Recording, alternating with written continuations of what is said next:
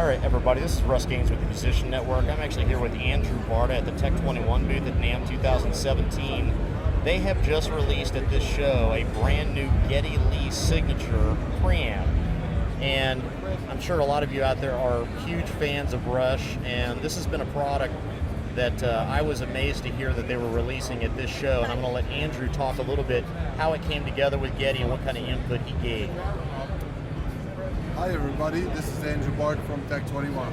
The story behind this preamp is we've been working with Geddy for over 20 years now, so this is a culmination of our relationship over this time.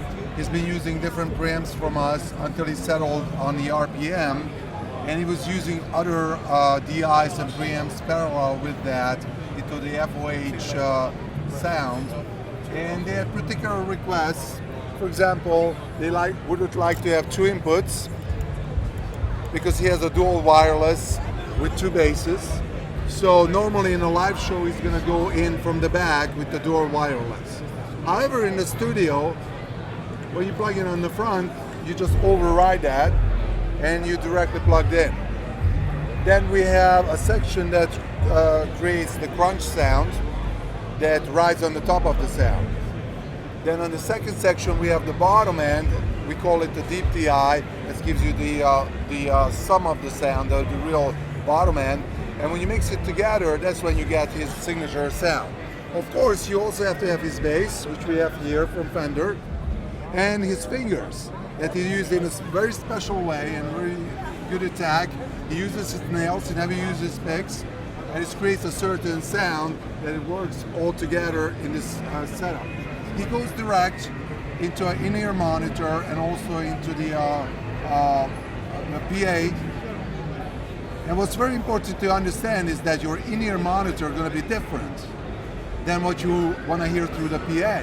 So that's why these two DIs next to each other have separate outputs into the XLR, so he can get a different mix into his ear and into the main PA system that goes to the audience. So it's a fairly simple setup. It's nothing unusual about, but it creates a sound that is very well known, and he was very attached to it. He tried many other things, and this was really what we settled on at the end. We tried to convince him to use an actual amp, and he was always, no, I like to go direct. I like to get that very transparent, immediate sound. There is no lag in there, no digital processing or anything. And that's Geddy. Very simple, but very effective. And did he call you to be able to begin this process? Well, he has a very personal tech. His name is Collie. That's his nickname. Just like Geddy, that's his nickname. And he called us, and we were familiar with him because we've been working throughout the years. As a matter of fact, I met Geddy more than 10 years ago, first time, at one of their shows. We were invited down and met the band, and it was great. But he's a very private person. We tried to convince him to come to this show, and unfortunately, we couldn't get him over here. I'm sure if he would have come, it would be a mob scene. We would have to have police, and block it off. So maybe it's for the better. But most of the work was done through his tech, and we went back and forth, even with the color, interestingly enough.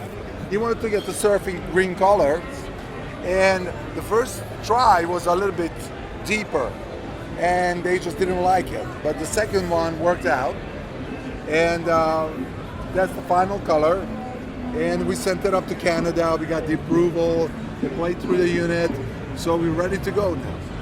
Okay, and Andrew, just while we have you, can you tell us about the new Brit series? Sure. If you could, on the fly rigs. Yes, the fly rig was introduced over 2 years ago with a very great success. The only problem was that some people had different guitars, and it sounded not optimal with some guitars. For example, with the Strat, the plexi can get a little bit bright and brittle. So we want to introduce some other fly rigs with a different voicing.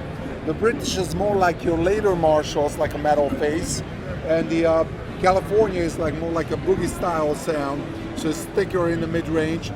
It works fantastic with the single coil pickup. So now you have a choice which amp model you want to use with your fly rig. And I'm going to actually keep it rolling. Hey, this is Andrew Barta at NAMM 2017. You're watching Musician Network. Stay tuned. You would do that. Thank you very much. See you guys later.